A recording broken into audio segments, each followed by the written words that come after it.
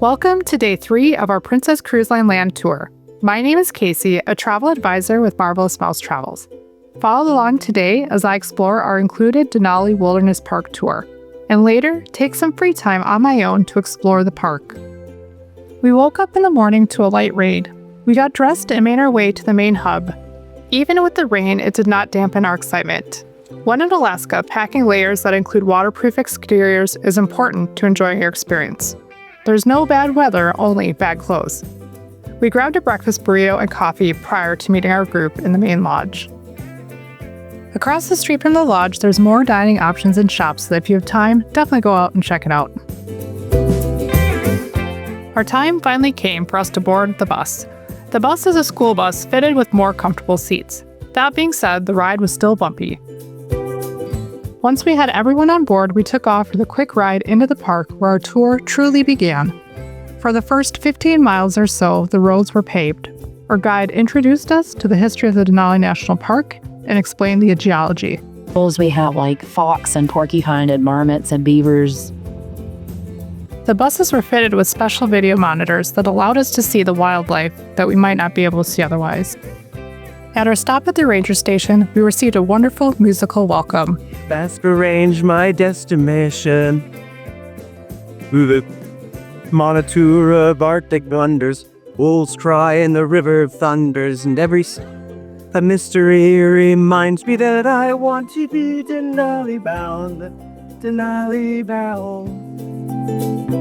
After a stop at the ranger station, the roads went from smooth paved roads to gravel unpaved roads, and we knew we were truly entering the Denali Wilderness.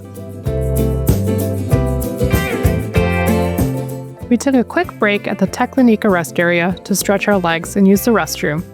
There was a large viewing platform where we could view the Teklanika River. The Teklanika River is fed by the Cantwell Glacier and showcases a great example of a braided riverbed. Along with guided tours, the Denali Park Transit Bus also makes its route this way. There's a nice shelter with bus schedule, so you can explore the park at your leisure and enjoy the hiking trails. We just left Teklanika. This is about mile 30. And we're going to head into Igloo Forest. And that's Teklanika, Teklanika. There's a little town that's south of us that's called Talkeetna. There's a place up north of us that's called Tatlanika. So there's a lot of names around here that kind of sound similar. One of the unique features of the tour bus is that it had a video monitor that we could take down when there were animal sightings.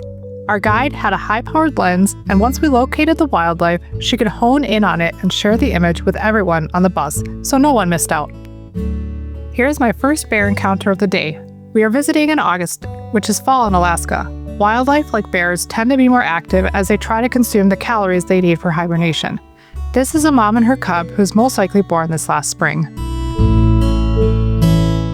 The whole bus was quiet as we watched this pair root around in the rocks looking for food. It was such a special moment to be a part of. We made it to our turnaround point, which was around mile marker 43. We took a moment to stretch and enjoy the beautiful scenery before boarding the bus and heading back to the main park. Included in the tour was a small snack box and water. These were waiting for us as soon as we boarded, and we could enjoy it at any time we wanted. The box included trail mix, Cheetos, brownie brittle, and a snack bar. This was the perfect amount of food to hold us over until we got back to the lodge.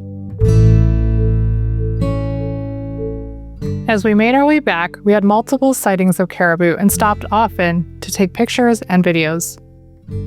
All in all, our tour took about 4.5 hours to complete. Upon making it back to the Princess Lodge, we decided to stop over at Link's Pizza and grab a slice and a salad. My favorite was the cheesy bread. It was so good. Refreshed and fed, I parted ways with my travel party and found the complimentary shuttle offered by the lodge and took it back into the park. My goal was a hiking trail near the ranger station we stopped at called Savage Creek. I switched buses at the Denali National Park Visitor Center to ride the complimentary parks bus to the trailhead. At the same time I arrived, there was a sled dog demonstration happening. These dogs are used in the park during the winter months to carry supplies and are the only working dog team in the national park system. Unfortunately, my bus arrived and I didn't stick around for the demonstration. This turned out to be an amazing decision as we were surprised by sighting of a family of 3 bears, a mom and her 2 cubs. It is very rare to see bears in this part of the park. Most of the bears stick to the wilderness and avoid the more active, heavily traveled areas. At Denali, the goal is to leave wildlife alone and allow them to roam and be as they choose. This group decided to take a stroll down the park road, ultimately ending at the trailhead I was targeting. While I was disappointed to miss my hike, nothing could replace the excitement and magic of this moment. All in all, we spent about 20 minutes as we slowly made our way down the road and observed these magnificent creatures. With my trail now being closed, I decided to stay on the bus and ride down to the shorter Mountain Vista Trail. This was an easy 0.5-mile hike and took you down to the Savage River. You can see Mount Healy to the left, and when it's clear and sunny, Denali can be seen to the southwest.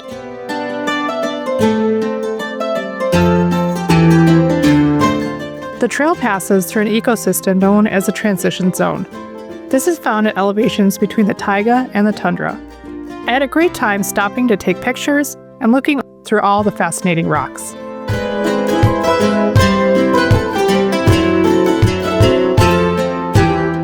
The trees grow extremely slowly in these parts. I thought this plaque was fascinating. It depicted a photo from 1938 that showed the same tree in front of me. The tree looks like it has barely grown at all. After enjoying my time in the forest, I made my way back to the bus stop to wait for the next bus. Since we had a short time in Denali, I wanted to soak up all I could and opted to walk back to the lodge versus taking the shuttle from the visitor center. I found a scenic trail that included signs describing the historic significance of the area.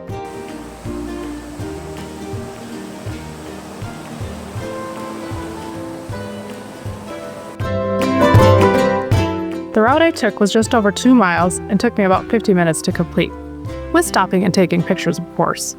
I passed under the Alaska Railroad and followed the river to the front of the park.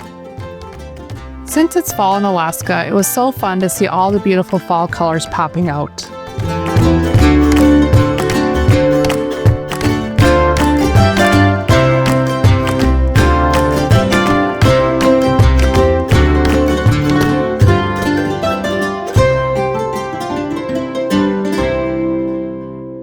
I made it to the front of the park and of course had to take a picture with the sign.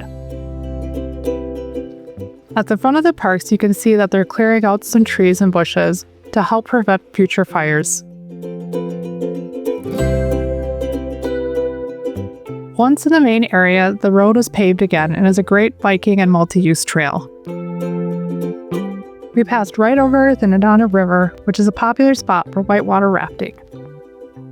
The last little bit was all uphill, which made it a little bit challenging to finish off my hike, but I still made it. There is the lodge right there. I am so close, thank goodness. That hike was definitely longer than I thought it was gonna be, so happy to be back. After taking a few minutes to freshen up and shower, we made our way to Franny Q Saloon. They had a cozy patio for seating, and inside was beautiful with live music. Are you noticing all the Christmas decorations?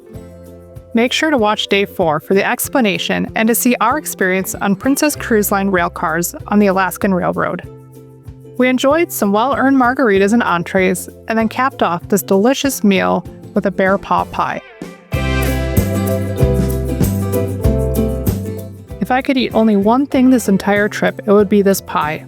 10 out of 10 recommend. Make sure to jump over to Day 4 to watch our adventure with Princess Cruise Line continue.